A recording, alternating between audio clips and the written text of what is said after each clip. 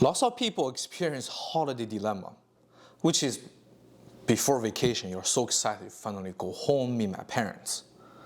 Then when you're really there for 3 days, you're like, okay, it's time to buy the ticket to go back.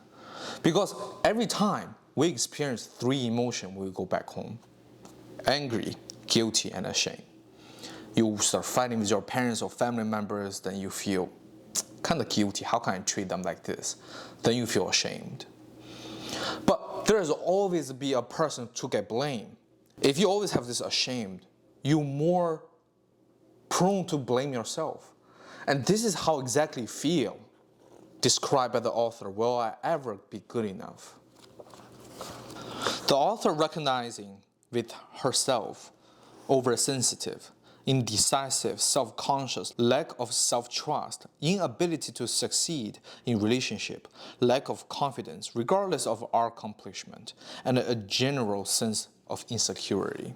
If what I just mentioned feel really relatable to you, you may have a narcissist parents. Narcissist here is not means selfish, evil. It's actually a personality trait that was recorded in psychological handbook. It's just mean they have a strong sense of self-importance. However, that can bring a tremendous harm to the kids. And here is a checklist. If you've experienced this, you may have a narcissist parents.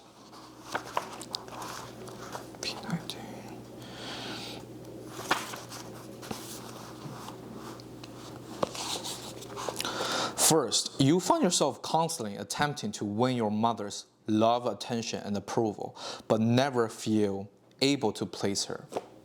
Your mother emphasized the importance of how it looked to her rather than how it felt to you. 3, your mother is jealous of you. This is hard to imagine. Lots of parents even jealous of their kids because they look good, or they have a good boyfriend, or even have a closer relationship with dad. 4, your mother does not support your healthy expression of self, especially when they conflict with her own need and threaten her. For example, you're not playing good piano. It makes them feel, ashamed. For example, or they treat you like the education product. If you behave badly, they will think themselves ashamed because they done a bad job. 5, in your family, it's always about mom or dad in this term. 6, your mother is unable to empathize. It's like the moment you tell your parents how hard it feels being in college or being workforce, but all they do is give you solutions. Instead, actually listen to you. You're sad, you're ashamed, you're scared. 7, your mother can't deal with her own emotions. Well, I have a couple of friends keep talking about that.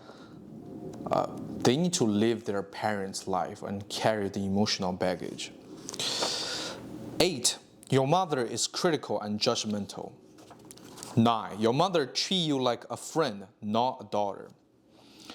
In this specifically, they give example about how mother will always talk about her relationship problem or the new guy she been dating, because that's a clear boundary that is only what friends do, but not like parents to kids.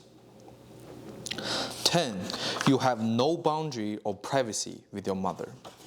It's like your parents walk into your room without knocking. It's that they will force you or pressure you, manipulate you into telling them some personal experience that you would not want to tell. And after that 10 thing, the more you have, the more narcissist trait your parents may have. And I gotta say, narcissist is like a spectrum. It's not like, okay, she is not. It's more like she are 1 point or 10 points. And the reason why I point out this is not actually to blame. It's actually because narcissist trait may be passing down intergeneration. Maybe your mother was get treated the same way by your grandmother, and you probably will treat your kids the same way. Even then, you absolutely hate it when you're growing up. And to recognize the pattern is important. And so what happened for the kids who grew up in narcissist parents? The result is kind of scary and quite common. You can see those people everywhere. First, you have a hard time to maintain a long-term, healthy, fulfilling relationship. Second, it's hard for you to realize other people try to control you to do something harm to yourself. 3, it's hard for me to show diverse emotion. All the emotion you feel may be frustration and mad or fear, but no others' emotions. 4th, you feel overwhelmed by other people's emotions. You 100% know those couples that one of the partner cannot deal with the emotional topic. Every time other people get emotional, they cannot handle it. Or if you are at workforce, some colleague feel really angry or upset today, you just feel scared just from far away. 5, it's easy for you to sink into other people's emotion. 6, you always feel others do something against you. 7, it's hard to control the bad emotions. 8, you're ready to become a people pleaser and you kind of feel uneasy about it.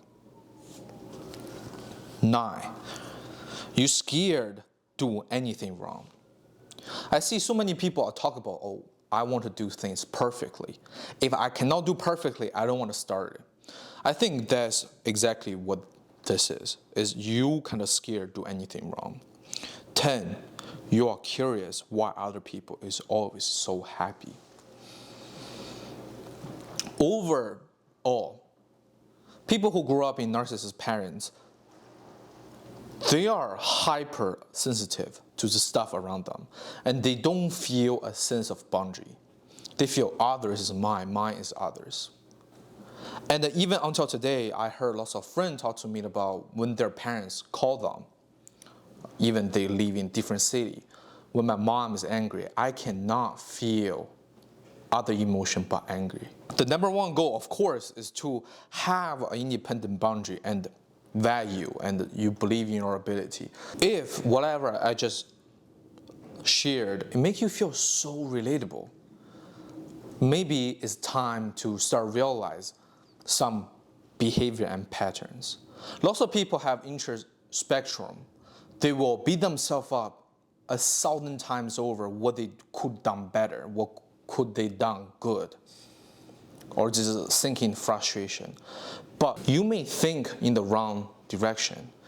Whatever happened wrongly is because your parents done something wrong.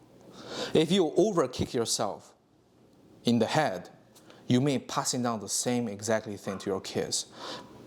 Make your kids have the narcissist trait also. And that will be all for today's video. I hope I help you. My name is Paul. I see you next time. Thank you.